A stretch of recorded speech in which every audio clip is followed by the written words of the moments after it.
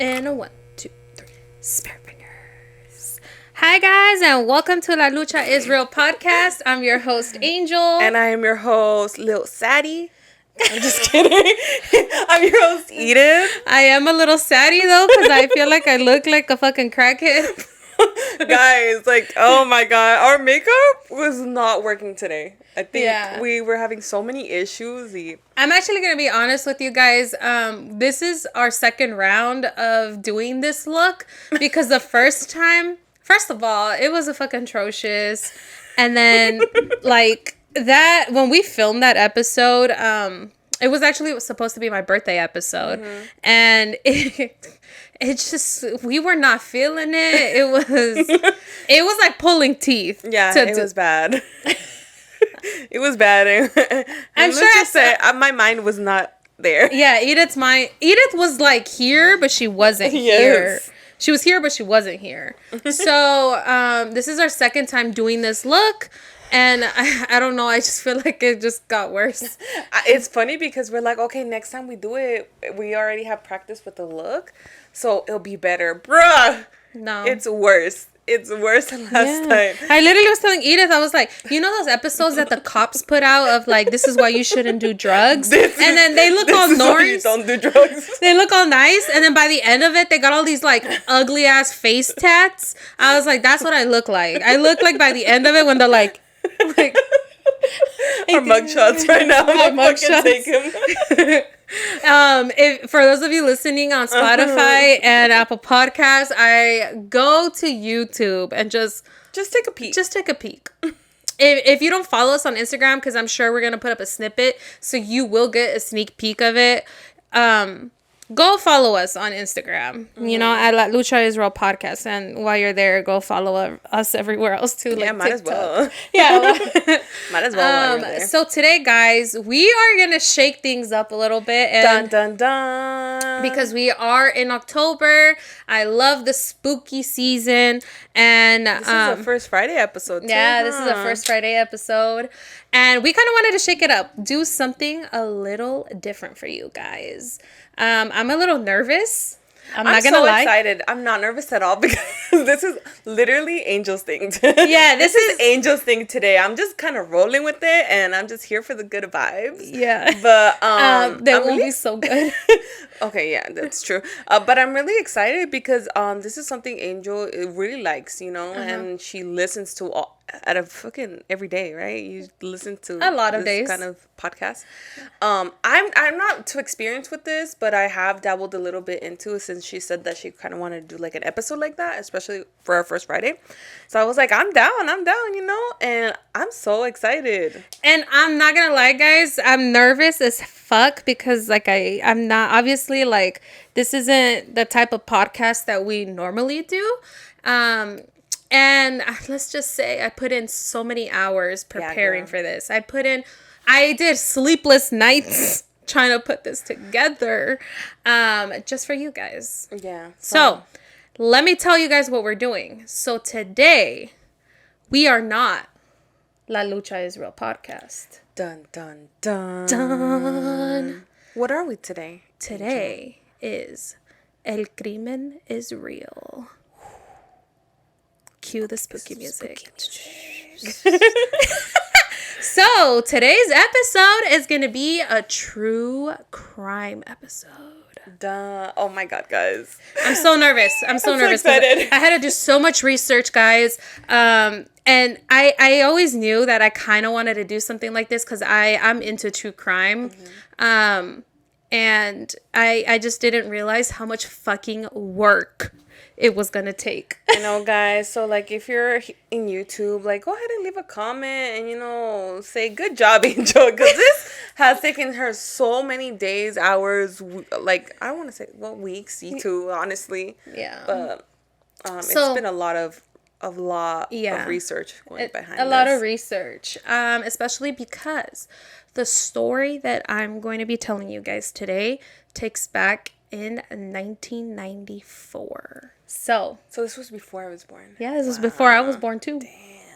So, the story is about a little girl, and it just doing the research, just like it like broke my heart what happened to this little girl, right? And the more I kept reading about it, just kept breaking my heart even more and more. And at one point, I remember I literally had to step away from my computer. And I was just like kind of sad because, like, yes, I listen to true crime podcasts and like I hear the stories. But I think it's different when you're like in it, doing the research and trying to write a story about it. Because, like, I feel like, especially when you're trying to write a story about it, right? Because you also, for me at least, I feel like it's some kind of responsibility on me to make sure that the story gets told well, right? Because this is a story about someone's life. And it's kind of like, I don't want to just like make it pass like it was any old day, like any regular average Joe day. And it wasn't. This was a very sad time for a family. This was a very sad time for a lot of people. And honestly, it was a very sad time for a whole community of people. And I'm about to tell you guys why. So, let's go. I'm going to be telling the story, guys. And then Edith will be asking me questions. You don't have to ask too many questions. I'm going to say too many questions because stop asking questions. Don't try not to ask too many questions because I do answer a lot of, like I'll be answering, like I'm pretty sure I'm going to be answering some of the questions that come along, but I also don't want to take the listeners or friends out of the story. Yeah. I want them to guys, stay. I have no idea what Angel's going to like. Oh yeah, she has no idea what I'm going to say. So this is like my first time like reaction to this. So. Yeah, she has no idea. I didn't tell her anything about the story. All she knows, it's a little girl. Yeah. That's all. That's basically it. And I just told you guys it's in 1994. Okay. But I'm ready. All right, guys. I do have a script and I'm going to be reading off of it because it's a lot of information.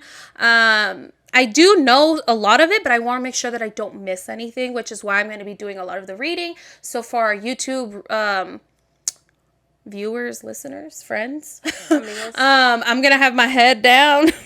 Don't mind the eyelash glue if you see it. It was a struggle, okay? Yeah, it was a struggle. All right, guys, let's get into it. Dude, I'm nervous. Oh, I'm nervous for the story. I'm like, okay, let's get it. It was March 3rd, 1994 in Tulare County, California. It was an average Thursday morning, one that Angelica Garcia has been through many times. She and her 4 children woke up, got ready for school and work, only today was a little different. 10-year-old Angelica Ramirez. Yes, they're both named Angelica. What the fuck? Yeah. I was like, wait. You're like, wait, did she wake up? Is it 2 girls? Yeah, they're both named Angelica, but for the sake of the story, I will reference to her mom as Garcia. Okay. Because we want to make sure we focus on Angelica. Okay. So mom is going to be Garcia. All right. So 10-year-old Angelica Ramirez, her eldest daughter, complained of a stomach ache and asked her if she could skip school for the day. Garcia agreed, but told her que se tenía que ir a trabajar con ella para que cuide a sus hermanos. Garcia sold fruits and vegetables in different swap meets, but today she would be setting up her puesto in El Visalia sales yard. After getting set up and getting in her groove, Garcia started her chamba until she noticed that Angelica was mistreating her siblings. Already stressed with having to make sure that she makes enough money to pay bills, the last thing she wanted to stress about was her children, comportándose mal. I know. Yeah. That sucks. Le llamó la atención a Angelica y alegaron sobre Angelica teniendo que cuidar sus hermanos. Frustrated, Angelica decided to step away and go to the bathroom. Garcia had a lot on her mind and needed to get back to business. After a while, Garcia started getting the feeling like something was wrong, like something just felt off. Then her children came up to her and let her know Angelica has not come back from the bathroom. Oh my God, why? A quick shock of worry and then frustration washed over her. So Garcia rushed to the bathroom in disbelief. When she didn't find Angelica there, panic started settling in. She ran back to her puesto to let the family know that she couldn't find Angelica. Nobody saw her or anything like that? So, when she let the family know, I want to kind of put this in here, guys. When I was doing my research, none of the research mentioned if Angelica's dad is in the picture. Okay. So it'll reference her mom, her siblings, and family, but not her father explicitly. So it's not known if father is in the picture. Okay. So shortly after the swap meet was being searched for Angelica, but some witnesses did mention that they last saw her near the bathroom, but did not mention if she was with anyone. The Tulare County authorities were immediately called to the scene and took over the search. Investigators began interviewing people right away and had multiple people confirm that Angelica was last seen near the bathroom. Investigators did talk to 2 customers who said they saw Angelica with a Hispanic couple driving a blue metallic Suzuki Samurai. Meanwhile, police dogs were able to track her scent to a large parking lot west of the swap meet. What the? However, oh God, there was no sight of Angelica anywhere. So all they know is that the witnesses saw her last in the bathroom, right? She was near the bathroom. Near the bathroom. And then somehow nobody saw her walking to the parking lot? No. Nope. They just saw her. According to 2 witnesses, they saw her with a Hispanic couple. But nobody really... No era la mamá, obviamente.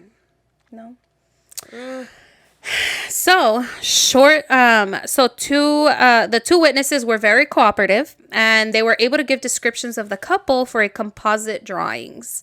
They described the man as somewhere between 25 to 28 years of age, with long black hair pulled into a ponytail with a black baseball cap.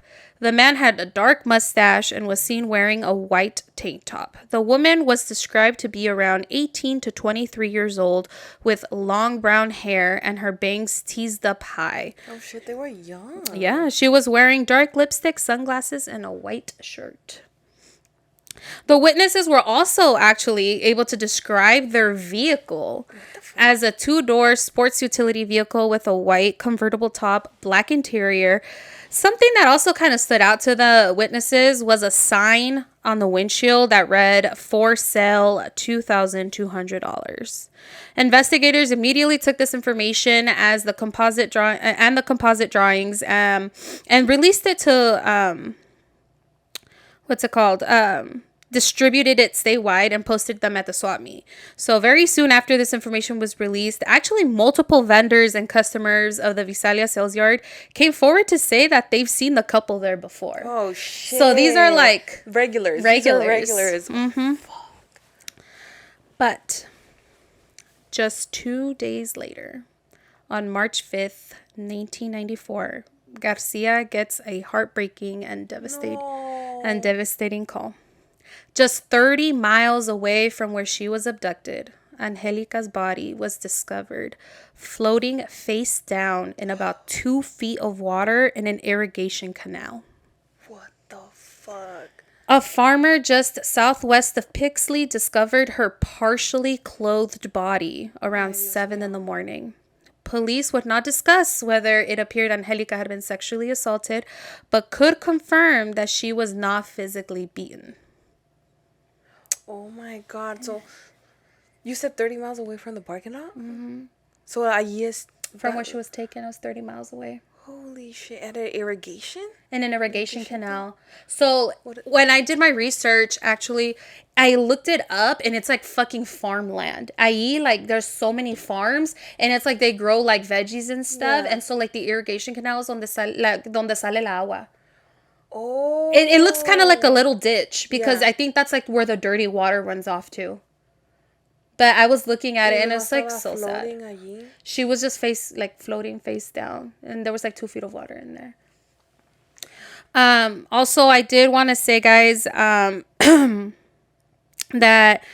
my research didn't indicate if the police were able to find any tangible evidence at the scene that could be helpful in finding Angelica's abductor and murderer. But the discovery of her body triggered a statewide search for the pair that were last seen with Angelica. Tulare County Sheriff Sergeant Daryl Mackey was quoted in the Tulare Advanced Register that they needed to talk to these two people to either eliminate as suspects or establish them as suspects. Mackey was also quoted saying that the couple has been out to the yard before, but don't know where they're from, so they're checking areas that they could have driven from, but assured every cop in California looking through their files for similar cases, because this became a high priority case for authorities. Angelica's autopsy indicated that she died of suffocation after she was strangled. What the fuck? Sadly, and unfortunately, the results also showed indications of sexual molestation. However, there was DNA present. There was DNA present. Mm-hmm. Did they run that shit through the system? Or? So they did, but also keep in mind it is 1994. Oh, you're right. 1994. Like you did. Yeah. Back in time. Yeah. But they are able to compare it, right? Because detectives followed multiple leads and questioned several known sex offenders in the area, took DNA samples from those offenders, and compared it with the DNA evidence that they found on Angelica, but nothing came up. Nor match. So it's somebody that's not in the fucking system. In their system, yeah. And they're young too, huh? We don't know. Oh. I'm going based on the couple. I'm all right. They're the ones doing it. That week, the couple in question was actually located. Holy shit! Where? Oh. They actually offered, like, as soon as they saw they were like the ones that they were looking for, they were like, "What the fuck? That's us!" Like. So they were actually very cooperative, and they went down to the station and they were like, y'all looking for us? Basically. But after her body was found. Yeah. Not before, because didn't they plaster their faces everywhere too? Yeah, I guess it just took time. Yeah. The couple in question was finally located, and the couple was actually very cooperative, and they quickly admitted that they were at Visalia sales yard the day of the abduction. However, they were there with their young daughter, who bore a strong resemblance to Angelica. The couple were able to account for their whereabouts and were quickly ruled out. What's the coincidence in that? What is the coincidence that their daughter looked very similar to Angelica? And then Angelica goes missing. That is crazy. Yeah, so Sergeant Mackey shared that they had 10 homicide investigators and numerous patrol deputies following up on several leads offered by the public. But then, after a month and a half, investigators announced a $4,000 reward was being offered to whoever can lead them to the person who abducted and murdered Angelica. Authorities hope that the reward will motivate people to start thinking or come forward, because they strongly believe that someone had to have seen something. They just might have not realized it. Investigators had high hopes for someone to come forward with the information. But ¿Qué pasó? Angelica's first anniversary since her abduction and murder came and left. Oh my gosh. Gosh. It wasn't until April of 1995 when the body of an 8-year-old girl was discovered floating in Bolso Creek in northern Kern County that got people talking about Angelica's case all over again. Wait, so is it the same one? Is it like a serial? Not a serial. Girl, you gotta go find out. Damn. Face down as well? It didn't mention that, actually. Okay. It didn't mention that she was face down, but she was floating in water. Authorities and the public could not ignore the eerie resemblance of their appearance, abductions, and disposal of their bodies. On March 27th of 1995, Maria Joana Piceno was kidnapped while she was leaving a grocery store near her home, where she had gone to buy her mother a can of tuna. State and FBI investigators and hundreds of volunteers helped search for Maria. But unlike Angelica, Maria's body was not found until 2 weeks after her abduction. Oh shit, so That's a long time. Yeah. 2 teenagers rafting found her body fully clothed in some brush and debris in the creek. Maria's cause of death was suffocation, and her manner of death was homicide. Police could not rule out a possible connection between the two cases. Both girls were Hispanic, similar in appearance, weight, size, and their bodies were found in water. Holy shit. Maria's mother, Arcelia Ferrell, told reporters that a woman told her she witnessed the kidnapping and that there was 2 men in a blue car, but that she would not speak to police because she is undocumented and fears deportation. Which is actually pretty common. It's really common. It's really common. People, like, because they witness sometimes a lot of shit and no dicen nada because like that. So, Arcelia and family tried to convince her to come forward, but she refused. And actually, she moved away from Lemoore, like their town. And she moved away to avoid police because she didn't want to come forward. Just a couple of weeks later, Lemoore police issued an arrest warrant for 35-year-old Navy petty officer, first class. Let me tell you. So just a couple of weeks after they found her, they issued an arrest warrant for 35-year-old Navy petty officer, first class, Jean McCurdy, after receiving an anonymous tip. Anonymous tip? Do you think it was on that? No. Honestly, because here's my theory. The woman said she saw 2 men. Yes. So I'm thinking one of them turned on the other. Oh. And that's why it was an anonymous tip, right? You're right. But let me keep going. Okay. Also, I'm just going to say, guys, for the story of Maria Piceno, I didn't deep dive into her case because I didn't want to take away from Angelica. Okay? I'm just going to give you guys, like, the information that I was able to find without going too much into it. Anyways, yeah. So, where'd I leave off? Okay. So they arrested him after receiving an anonymous tip. Jean had been questioned aboard the USS Abraham Lincoln off the coast of Japan and may also be a suspect in the death of other young girls. The warrant cites 4 special circumstances: kidnapping, raping, sodomizing, and performing lewd and lascivious acts during a murder. Jean had been in the Navy for 16 years and was stationed at Lemoore during the time of the abduction and murder. In that same month, he left for a routine 6-month deployment to the Western Pacific, which is why they had to arrest him in Japan. Damn. Yep. Jean continues to be a suspect in the abduction, sexual assault, and murder of Angelica Ramirez, as well as the disappearance of 2 girls from Bakersfield and another 2 in Washington State, where he also stationed for 7 years. Oh, hell no. For 7 years. So all these girls, did they have, like, same characteristics? Se veían igual, like, the murders were the same and everything like that? They were similar. Or, like, similar? And, I'm pretty sure, I think once they, like, obviously arrested him and stuff, they were able to get his DNA and stuff. And probably make some connections. In July of 1995... Oh, wait. Me adelante. Oh, yeah. So while authorities awaited lab tests, they investigated if Jean was in the area when Angelica disappeared from the swap meet. Although Jean was not transferred to Lemoore until September of 1994, which is 6 months after Angelica was murdered, his parents live in Bakersfield.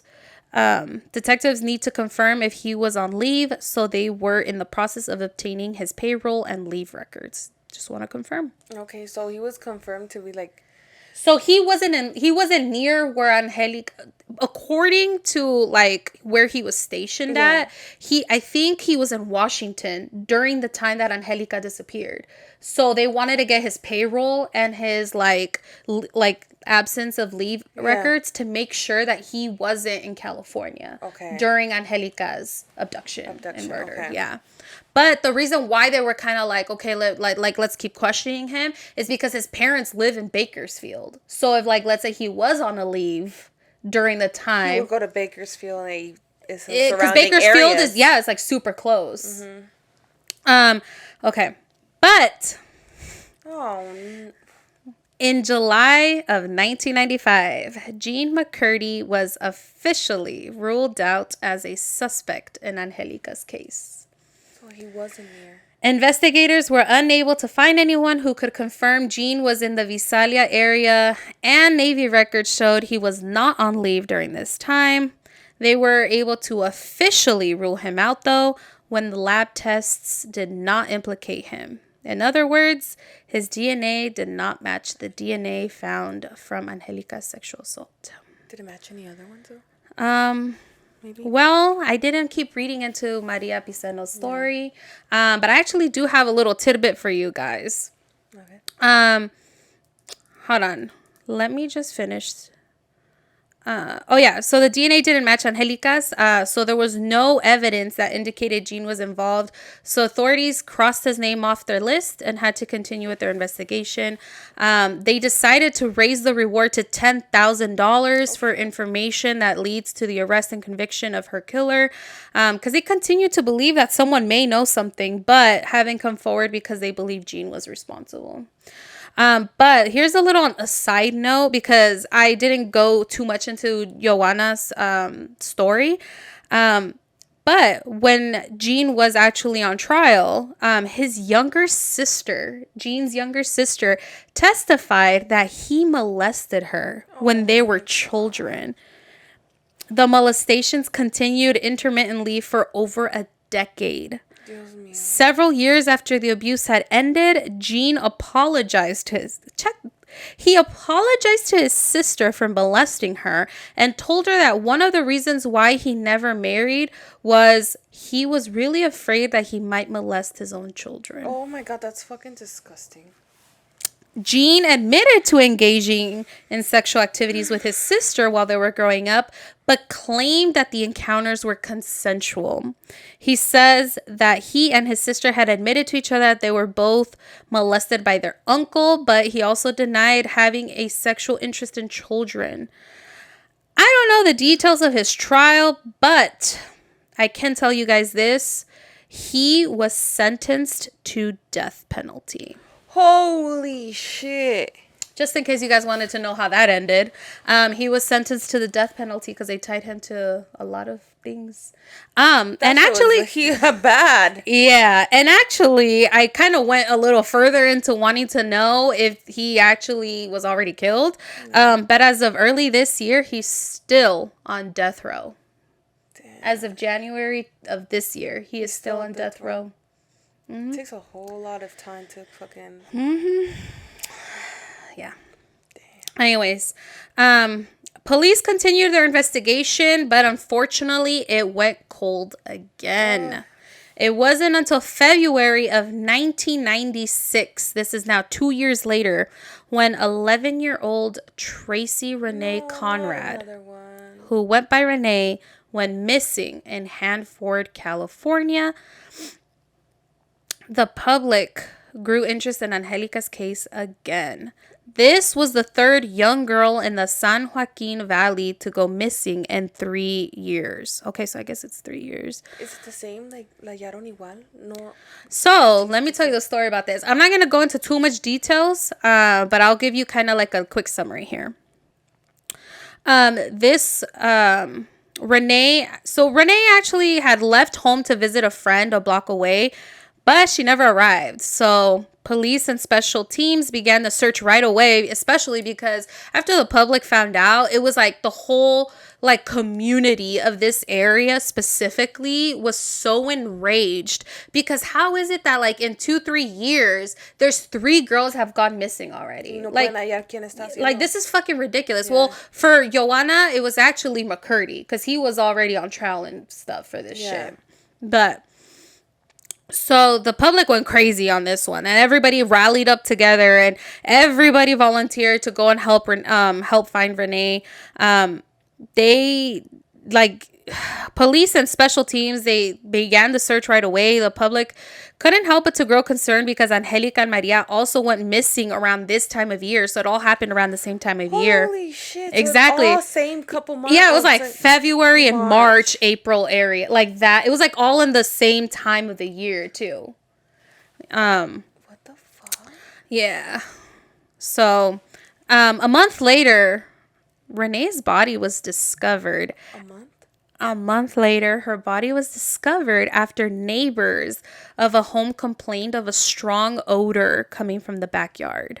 After searching the property, Renee was found in a kiln behind the house. So let me tell you what a kiln is. Oh, I was like, what's a kiln? Yeah, I was like, I already know she's going to ask what a kiln is. So a kiln is a furnace or an oven used especially for pots or ceramics. So when you do pottery and you put them in this oven that's like really high temperature, her body was found in one of those behind the house. Behind the house? Did the people there like just one... I don't think I don't think the body was burned, but like they basically stuffed her body. So somebody went into the backyard of these people. So I don't know the story. Okay, somebody went in the backyard of these people and put their girl there. But I think like in this area, you also gotta keep in mind, right? I think in this area, like, I think the properties are a little larger, so maybe like the people of the house didn't know. Yeah. That like someone went into their backyard, or maybe they just didn't use their kiln. Who knows? I don't know, but police were quickly determined that it was very unlikely that Renee and Angelica's cases were connected because the murders were so like different. Yeah. They were just kind of like, it's probably not. It's not gonna be related because even like I don't think that because like for example, even with just Maria and Joanna, like they both died of suffocation. Meanwhile, like, huh? It was like totally different, I think. Oh, okay. Yeah. So again, the case went cold. Yeah. Are they gonna find out? Girl, let me get to it. And then something weird happened, okay? In February of 1997. So now this is another 4 years, right? So 1994, 5, 6, 7. So yeah, 3, 4. I don't know. So something weird happened in February of 1997. 27-year-old Donald Eugene Bales was being held in protective custody after sexually assaulting a 17-year-old boy. When authorities collected blood and hair samples from him, Donald asked them, "Why do you want my samples?" They informed him that it was standard procedure, and then he just volunteered this information and said that they might find a connection between him and Angelica Ramirez because he killed her.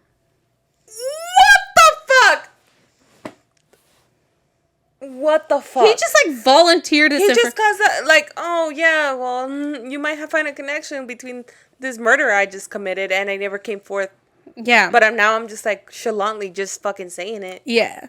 So investigators. Oh my god. Investigators didn't really believe him, and don't know why he would confess to that, but only continued to interview him because Angelica's body was found 3 miles from where his father worked in Pixley.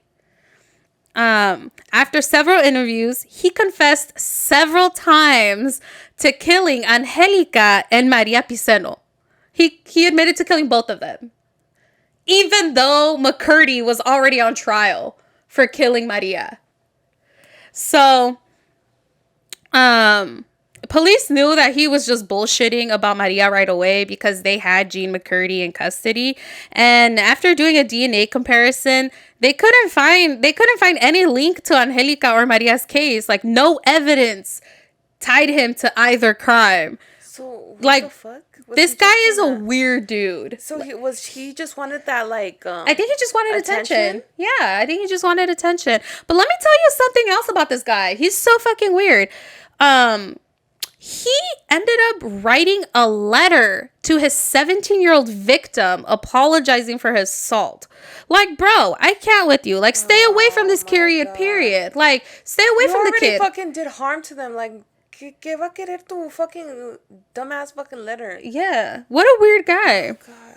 So, yeah, they knew he was bullshitting, and they were kind of like, dude, what the fuck? And just crossed him off his list. The cops basically just crossed him off the list. But a month later, a 31-year-old man, John Brewer Eustace, was arrested in North Carolina in connection with the abduction and sexual assault of a 2-year-old girl.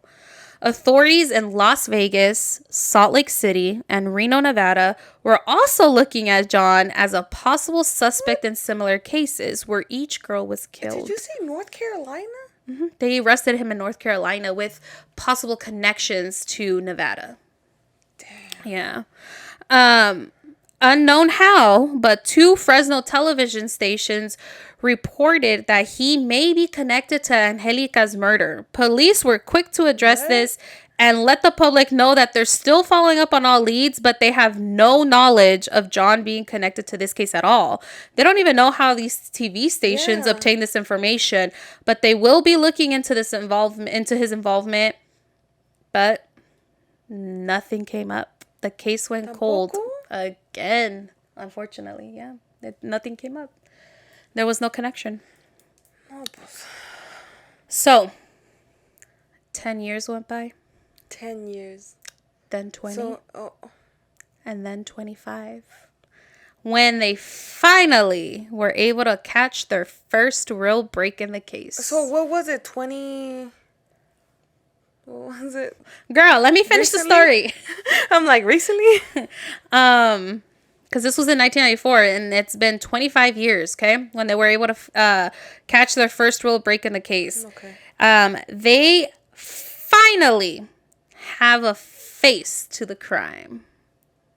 Goodness. Well, technically, they have a composite sketch, but a face, nonetheless. Yeah. In December of 2002, because of technological advancements, the department was able to enter DNA found at the crime scene into CODIS. CODIS is the combined DNA index system, which is the FBI's DNA database, right? Okay. So this is like, technological advancements. Now you can compare it to like all the states, okay? Yeah. They have ran the DNA through CODIS every year since, but a suspect has never matched. But authorities don't believe that this was the suspect's only crime. So, this is what happened.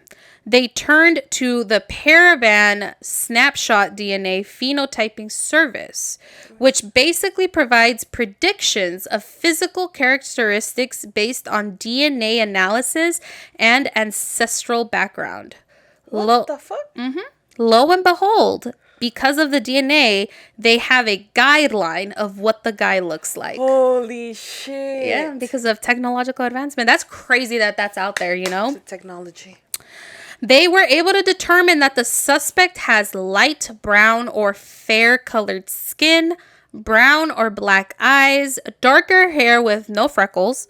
They believe he is Hispanic and believed to be a mixture of Central American and Southwest European ancestry with smaller contributions. Finally, with a picture in hand, authorities asked the public to help find this man. They hope that anyone, would have some kind of information. But to no avail, unfortunately. What? Again? In February of 2022... We're talking about last year, guys. In February of 2022, the FBI Forensic Genealogy Unit agreed to help the Sheriff's Department to close this case once and for all. So, they proposed that they try a GED match instead of relying on a hit from CODIS database, which hasn't worked for 20 fucking years, okay? Since 2002, they were basically retrying, see if they got a hit. Come on. Yeah, 20 years, and they never got a hit. So FBI was like, nah, let's try a GED match instead of relying on the fucking hit from CODIS. Yeah. The suspect's DNA was submitted, And just 1 month later, there was a match. Holy shit. In April, detectives went to Los Angeles to obtain DNA samples from 4 of the 5 brothers associated with the match. The detectives were able to rule them all out as suspects, except for the one brother they did not get a sample from. ¿Y dónde está el hermano? Porque estaban todos allí. Girl, let me tell you. Oh, Dios mío. His name is Ramiro Villegas. Investigators zeroed in on him only for the investigation to reveal an infuriating discovery. Ramiro Villegas was dead. Fucking, of course. So, fucking course. Ramiro spent most of his adult life working in the fields and moved to Tulare County in the 1980s, but later moved back to Southern California. He had a lengthy criminal history, which included a 2-year prison period for drug trafficking. During the time he killed Angelica, Ramiro was living in Tulare County and frequently went to swap meets, including the Visalia sales yard. Detectives learned that he had a history of child abuse allegations, but they went unreported in U.S. and in Mexico. At least 3 victims were identified and interviewed by detectives. His victims ranged between 6 to 14 years old at the time of the abuse. Although he was victimizing multiple children, detectives believe that Angelica is the only homicide tied to him. Ramiro was deported to Mexico in 2004 and lived there until his death in 2014 from valley fever. So, let me tell you what valley fever is. Yeah. It's an infection caused by a fungus. People can get valley fever by breathing in dust that contains spores of this fungus. When the soil or the dirt are stirred up by strong winds, or even while digging, dust containing these fungal spores can get into the air, which makes sense because he worked in the fields most of his life. And basically, the way that initially, most people don't even get symptoms of valley fever.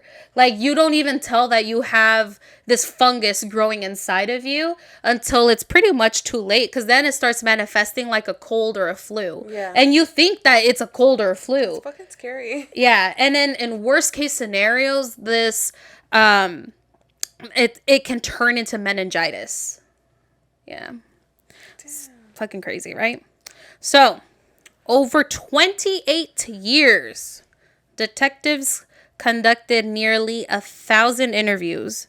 Hundreds of potential suspects were identified, and DNA samples were tested every year since 2002, only for this fucker to have lived out his life and then die without ever seeing his day in court for his horrendous crime. Angelica would have been 39 this year, but was cut short because of a piece of shit like him. It was not the ending that Angelica or her family deserved, but merely a conclusion to a sick nightmare. Angelica's sister, Micaela, was quoted in the Visalia Times saying, "At least now we have a face to the killer, and I don't have to worry about this person being out there doing this to anyone else." That's true. Damn. It just sucks because, like, this fucker really went to Mexico, like, after he got deported, and he was probably just living his life like he didn't do shit. And who knows what he could have been doing out in Mexico. That's the thing about it, because that's a whole different ballpark over there, too. Mm-hmm. And it just, like, I'm telling you, the whole time I was reading this, it just kept getting worse. I was like, what the fuck? And then to find out that he just died, I'm like... Out of fucking valley fever, bro? Yeah, from valley fever. Not even like somebody just... Mm-hmm. Valley fever. Mm-hmm. Valley fever. Like, it sucks because he literally caused so much fucking pain. Mm-hmm. You know, get me? He took a fucking innocent life, and that's how he... Yeah. He's not even paying for his fucking crime. Mm-mm. It just the story, I'm going to tell you guys right now. The story was just heartbreaking to me in so many ways because, like, I think as Latinos too, like, I think we can kind of identify with Angelica's role, right? And I'm not an older sister, but I'm pretty sure you identified, right? Like with the sense of like having to take care of your sisters or like help, and it's like it's a lot of fucking pressure because like for me, for example, I don't have younger siblings, but I had to take care of my nephew, and it's a lot of pressure because like you're still a kid taking care of another kid, basically. and it's like I can only imagine how frustrated Angelica was because she was like, bro, like I've even had these thoughts like, bro, they're not even my fucking kids, and I'm over here stressing over them. And so like for her and her mom to kind of get into it, and then she was like, fuck, I'm going to the bathroom. I need a fucking break. I need a break. I need a moment. Like she's like, I need a fucking moment. Steps away, and then how shitty does the mom now feel? Because that's the last interaction. That was her last interaction with her fucking daughter. It was arguing. And se pelearon. That's crazy to me because it was like a swap meet, basically. It was a swap meet. Like, I wonder what was said. Like, it's so much unknown, too. Like, what was said, how he lured her in. Like, how? And we're not going to get those answers because the fucker's dead. Like, we have no idea, like, what really happened. Like, we have no idea, like, how he fucking was able to convince her or take her, like, what? And, like, also, it's a fucking, like, we've gone to the swap meet. Yes. Like, there's so many people there. And, like, I was actually talking to Val about this. I'm like, bro, like, how many people have been fucking kidnapped from the swap meet? Nosotros walking by them and not even fucking knowing. Exactly. Like, this girl was just literally needed, like, a break, a step away from her mom. Needed to go to the bathroom to kind of get her mind off of things. Y ya, es lo último que se oyó. Like, how did that happen? Pero como tú dices, no vamos a saber. So, a part of me kind of thinks that she was targeted. Le tenía el ojo. Because he was a regular at that swap meet, remember? Yeah, that's true. And, like, so who knows? Because he had already seen her a couple times and he... Yeah, or maybe se conocían. I don't know. Like, like maybe he's like seen her around and was like, oh, like I see you worked there with your mom, and then like he tried to pretend to be a fucking friend or something. I don't know. Like we have no idea how the fuck this man just ran off with this girl. Like, did he take her by force? And then did anybody fucking like nobody saw because there were like they interviewed everybody at the fucking swap meet. So it's like crazy to me. How the fuck did he take her? No sabemos. Like they saw the little girl with the couple, right? But the girl with the couple, obviously that wasn't her. Yeah. But they didn't see her with like walking out or something. Like, no sé. I'm telling you guys, this story was incredibly frustrating. Like the whole fucking time, I was just like, I need to step away. Like it honestly was like, I feel like that could literally have been any one of us. Yeah. Because how many times have we fought with our parents? Like, I've gone to the store like, when I did go to the store with my mom, and I was just like, oh, you know what? Like, yo quiero unos chocolates o algo. Stepped away for a little bit, and who fucking, like, it's just, it is so sad to me. And just like Maria Piceno, was it Maria Joana Piceno? How she literally walked to the store to go grab a can of tuna, and then... And doesn't make it back. Yeah. Like, I literally remember... As a parent, too, it's like the guilt. Mm-hmm. Even though it's not their fault, but no se puede evitar. Yeah. It's the guilt. Mm-hmm. Of like, yo mandé a esa niña a que me comprara eso. Or, like the mom at the swami, like, why did I come at her like that? If I didn't come at her like that, she probably wouldn't have gone to the bathroom. We could have avoided all this. Mm-hmm. It's just like you start spiraling, I think, as a parent, right? Because you start thinking like, if only she didn't have that stomach ache, right? Yeah. If only she would have just gone to school. If only I just wouldn't have brought her to work with me and left her at home. Like, you start thinking if only, and it's just like, honestly, it gave me the chills because I'm like, it's just like so many little things could have happened differently. And then it's just like, I don't know. I think what pissed me off the most was that fact that like once they were to find this guy, he was fucking dead. He's dead. Fucking dead. Yeah. That's crazy how long it took though. 28 years. 28 years. I mean, thank you to the advancement of technology and shit like that. Mm-hmm. But that's a long time. Mm-hmm. Imagine being the family of that girl that just never have an answer for fucking 28 years. Mm-hmm. Exactly. Afraid that they might be targeted again because there's other people in their family and shit like that. It's really sad, guys. So stay safe out there, guys. Be vigilant. Don't go with fucking strangers. Be vigilant. Take care of your kids. Keep them close. Yeah. Anyways, guys, this is all we have for you guys today. We were just, it was a lot. I know. I'm like, fuck.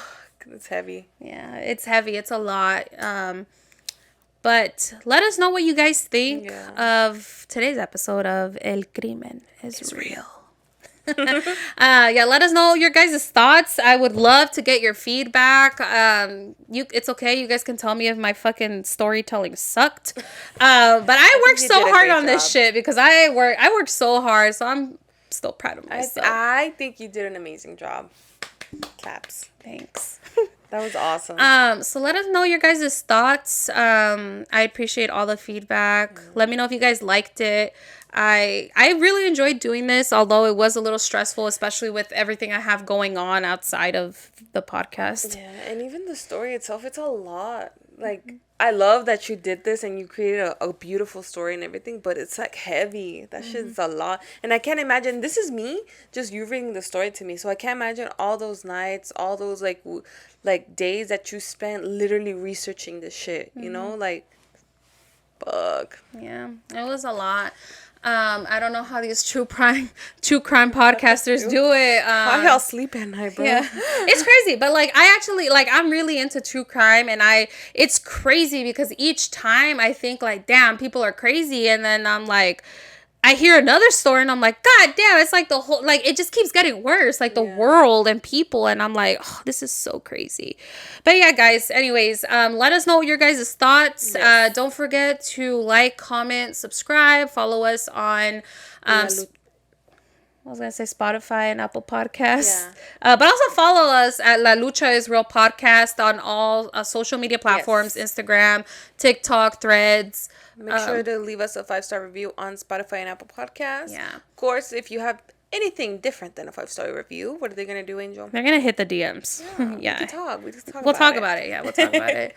But yes, guys, I hope you guys have a great weekend. Yes. I hope you guys have a very great weekend and have a great month. Yeah. October. Have a great month. And we will see you guys on Monday. All right. Bye. Bye, guys. Besitos. Que Dios los bendiga.